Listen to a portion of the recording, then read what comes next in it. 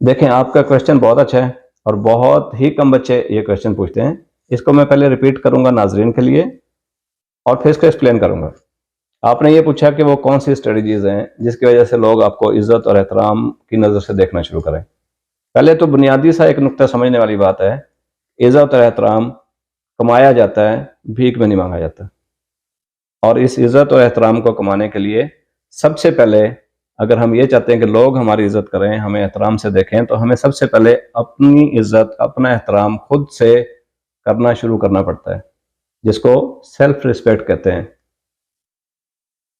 अच्छा, अब इस सेल्फ रिस्पेक्ट के लिए, अपना एहतराम खुद शुरू करने के लिए हमें अपनी क्वालिफिकेशन इंप्रूव करनी है, अपनी एजुकेशन बेहतर करनी है, हमने अपने स्किल सेट को बेहतर करना है जिसको टेक्निकल स्किल्स कहते हैं, और अपनी सॉफ्ट स्किल्स को बेहतर करना है।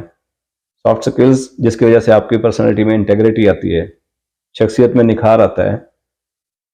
आपने झूठ नहीं बोलना, दयानतदारी से काम करना है, चीट नहीं करना, धोखा नहीं देना किसी को, और दूसरों को इज्जत और एहतराम से दूसरों के साथ पेश आना है।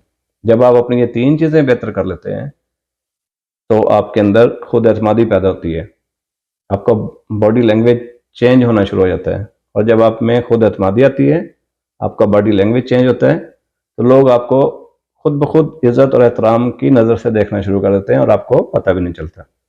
तो की नोट इस सेशन का ये हुआ, अगर हम ये चाहते हैं कि लोग हमारी रिस्पेक्ट करें, तो फिर हमें सबसे पहले अपनी रिस्पेक्ट खुद करने के लिए अपनी क्वालिफिकेशन, अपना स्किल सेट और अपनी सॉफ्ट स्किल्स बेहतर करनी होंगी।